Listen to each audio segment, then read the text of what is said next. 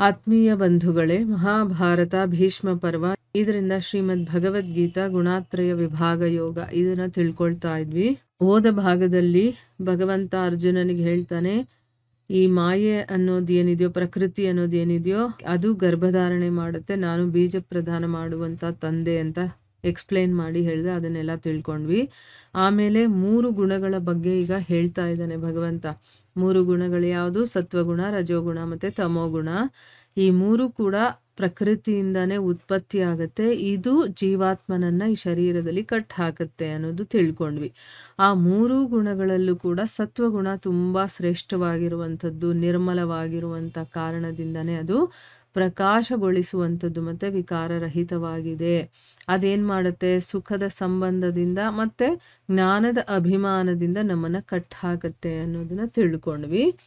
ಈಗ ಮುಂದುವರೆದು ಭಗವಂತ ಹೇಳ್ತಾನೆ, ಅರ್ಜುನ, ರಾಗರೂಪ ರಜೋಗುಣವನ್ನ, ನಮ್ಮಲ್ಲಿ ಆಸಕ್ತಿ ಅಂಥದನ್ನೆಲ್ಲ ತರಿಸುವಂಥದ್ದು ರಜೋಗುಣ.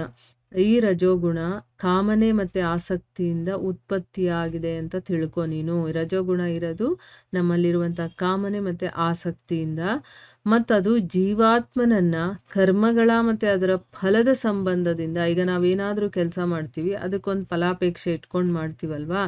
ಸೊ ಕರ್ಮ ಮತ್ತೆ ಫಲ ಈ 2ರ ಸಂಬಂಧದಿಂದ ಅದು ಕಟ್ ಹಾಕತ್ತೆ ನಮ್ಮನ್ನ. ನೋಡಿ, ಈಗ ಸತ್ವಗುಣ ಕೂಡ ಕಟ್ ಹಾಕುವಂತ ಕೆಲಸ ಮಾಡುತ್ತೆ, ಆಯ್ತಾ. ಸತ್ವಗುಣ ಬಿಡಿಸ್ಬಿಡುತ್ತೆ ನಮ್ಮನ್ನ ಅಂತಲ್ಲ, ಅಲ್ಲೂ ಕೂಡ ಸುಖ ಇರೋ ಕಾರಣದಿಂದ ಮತ್ತೆ ಜ್ಞಾನದ ಅಭಿಮಾನ ಇರೋದ್ರಿಂದ ಅದು ನಮ್ಮನ್ನ ಕಟ್ ಹಾಕತ್ತೆ. ರಜೋಗುಣದಲ್ಲಿ ಏನಾಗುತ್ತೆ ಅಂತಂದ್ರೆ, ಕರ್ಮಗಳನ್ನ ಮಾಡ್ತೀವಲ್ವ, ನಾವು ಕೆಲಸಗಳನ್ನ ಮಾಡ್ತೀವಲ್ವ, ಅದು ಮತ್ತೆ ಅದರ ಫಲ ಇರುತ್ತಲ್ಲ, ಅದರಿಂದ ನಮ್ಮನ್ನ ಕಟ್ ಹಾಕತ್ತೆ. ಎಲ್ಲಾ ದೇಹಾಭಿಮಾನಿಗಳನ್ನ, ಅಂದ್ರೆ ನಾನು ಈ ದೇಹ ಅಂತ ತಿಳ್ಕೊಂಡು ಆ ದೇಹದ ಮೇಲೆ ಅಭಿಮಾನ ಯಾರಲ್ಲಿರುತ್ತೋ ಅಂಥವ್ರನ್ನೆಲ್ಲ ಮೋಹಗೊಳಿಸುವಂತಹ ತಮೋಗುಣವನ್ನ ನೀನು ಅಜ್ಞಾನದಿಂದ ಉತ್ಪತ್ತಿ ಆಗಿರುವಂಥದ್ದು ಅಂತ ತಿಳ್ಕೊ. ತಮೋಗುಣ ಉತ್ಪತ್ತಿ ಆಗಿರುವಂಥದ್ದೇ ಅಜ್ಞಾನದಿಂದ. ಏನು ಅವರಲ್ಲಿ ತಿಳುವಳಿಕೆನೇ ಇರೋದಿಲ್ಲ. ಅದು ಈ ಜೀವಾತ್ಮನನ್ನ ಪ್ರಮಾದ, ಆಲಸ್ಯ ಮತ್ತೆ ನಿದ್ರೆಯ ಮೂಲಕ ಕಟ್ ಹಾಕತ್ತೆ. ಯಾವ್ಯಾವ ಗುಣ ಯಾವುದರಿಂದ ಕಟ್ ಹಾಕಿದೆ ಅಂತ ತಿಳ್ಕೊಂಡ್ವಲ್ವ. ಈಗ ಸತ್ವಗುಣ ಸುಖದ ಸಂಬಂಧದಿಂದ ಮತ್ತೆ ಜ್ಞಾನದ ಅಭಿಮಾನದಿಂದ ಕಟ್ ಹಾಕಿದ್ರೆ, ರಜೋಗುಣ ಏನ್ ಮಾಡುತ್ತೆ? ಕರ್ಮಗಳು ಮತ್ತೆ ಅದರ ಫಲದ ವಿಷಯದಲ್ಲಿ ನಮ್ಮನ್ನ ಕಟ್ ಹಾಕತ್ತೆ.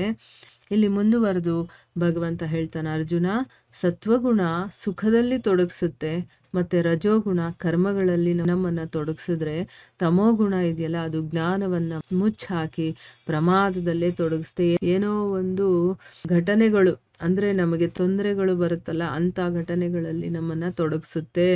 ಆಮೇಲೆ ರಜೋಗುಣ ಮತ್ತೆ ತಮೋಗುಣವನ್ನ ಅದ್ಮಿ ಸತ್ವಗುಣ ಇರುತ್ತೆ, ಸತ್ವಗುಣ ಮತ್ತೆ ತಮೋಗುಣವನ್ನ ಅದ್ಮಿ ರಜೋಗುಣ ಇರುತ್ತೆ. ಅದೇ ರೀತಿ ಸತ್ವಗುಣ ಮತ್ತೆ ರಜೋಗುಣವನ್ನ ಅದ್ಮಿ ತಮೋಗುಣ ಸ್ಥಿತವಾಗತ್ತೆ.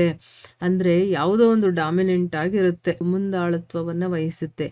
ಯಾವಾಗ ಈ ದೇಹದಲ್ಲಿ ಅಂತಃಕರಣ ಮತ್ತೆ ಇಂದ್ರಿಯಗಳಲ್ಲಿ ಚೈತನ್ಯತೆ ಮತ್ತೆ ಒಂದು ವಿವೇಕ ಶಕ್ತಿ ಅನ್ನೋದು ಉತ್ಪತ್ತಿ ಆಗುತ್ತೋ, ಅಂದ್ರೆ ಈಗ ನಾವು ಒಬ್ಬ ಮನುಷ್ಯನನ್ನ ನೋಡಿದಾಗ ಅಥವಾ ನಮ್ಮಲ್ಲೇ ನಾವು ಗಮನಿಸಿದಾಗ ನಮ್ಮ ಅಂತಃಕರಣಗಳೆಲ್ಲ ಸ್ವಲ್ಪ ಶುದ್ಧವಾಗಿರುತ್ತೆ, ಇಂದ್ರಿಯಗಳಲ್ಲಿ ಒಂದು ಚೈತನ್ಯತೆ ಬಂದಿರುತ್ತೆ. ನಾನು ಏನೇ ಕೆಲಸ ಮಾಡಬೇಕು ಅಂದರೆ ನನಗೇನೂ ಆಯಾಸ, ಆಲಸ್ಯ, ನಿದ್ರೆ ಅಂಥದ್ದೆಲ್ಲ ಇರೋದಿಲ್ಲ. ಆಮೇಲೆ ನಮಗೆ ಯೋಚನೆ ಮಾಡುವಂಥ ಶಕ್ತಿನೂ ಇರುತ್ತೆ.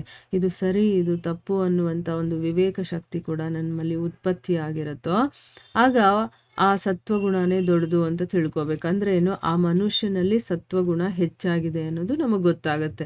ಈಗ ನಮ್ಮಲ್ಲಿ ಅಂತಃಕರಣ ಶುದ್ಧವಾಗಿದೆಯಾ, ಅಂತಃಕರಣ ಚೈತನ್ಯದಿಂದ ತುಂಬಿದೆಯಾ, ಇಂದ್ರಿಯಗಳಲ್ಲಿ ಚೈತನ್ಯತೆ ಇದೆಯಾ, ವಿವೇಕ ಶಕ್ತಿ ಅನ್ನೋದು ಉತ್ಪತ್ತಿ ಆಗಿದೆಯಾ ಅಂತ ನೋಡ್ಕೊಂಡಾಗ ನಮ್ಮಲ್ಲಿ ಸತ್ವಗುಣ ಮುಂದಾಳತ್ವವನ್ನು ವಹಿಸಿದೆ, ಅಂದ್ರೆ ಅದು ದೊಡ್ಡದು ಅಂತ ತಿಳ್ಕೊಬೇಕು ನಾವು.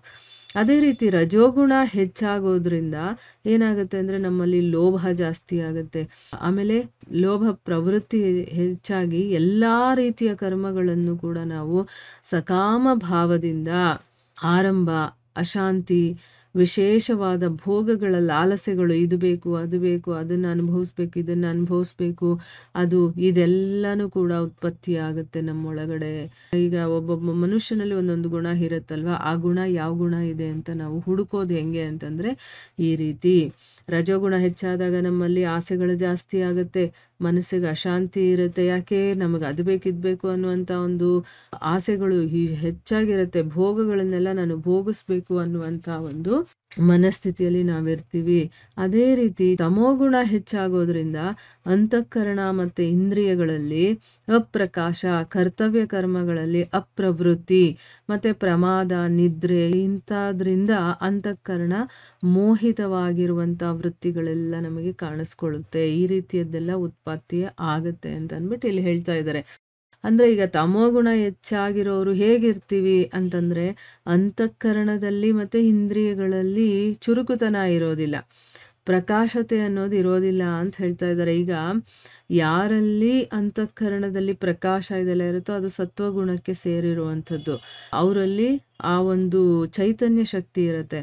ಆದರೆ ತಮೋಗುಣನೇ ಹೆಚ್ಚಾಗಿರೋದ್ರಿಂದ ಅಂತಃಕರಣ ಮತ್ತು ಇಂದ್ರಿಯಗಳಲ್ಲಿ ಪ್ರಕಾಶತೆ ಅನ್ನೋದಿರೋದಿಲ್ಲ. ಮತ್ತು ಕರ್ತವ್ಯ ಕರ್ಮಗಳನ್ನು ಮಾಡಬೇಕು ಅಂತಂದರೆ ಅಯ್ಯೋ ಮಾಡಬೇಕಾ ಅನ್ನೋ ರೀತಿ ಇರುತ್ತೆ.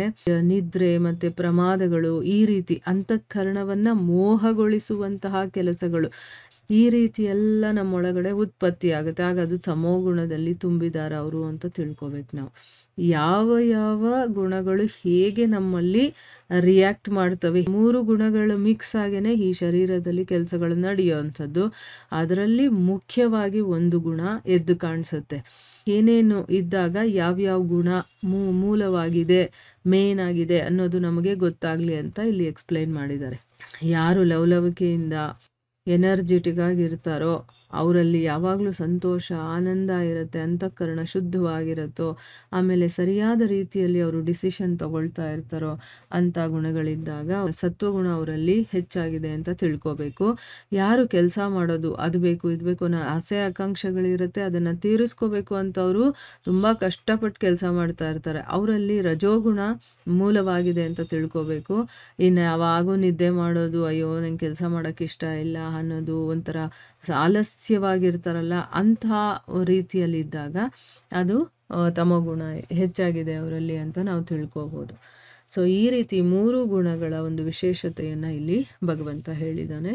ಮುಂದುವರೆದು ಏನು ಹೇಳ್ತಾರೆ ಅಂತ ನಾವು ಮುಂದಿನ ಭಾಗದಲ್ಲಿ ತಿಳ್ಕೊಳ್ಳೋಣ. ಹರೇ ಕೃಷ್ಣ.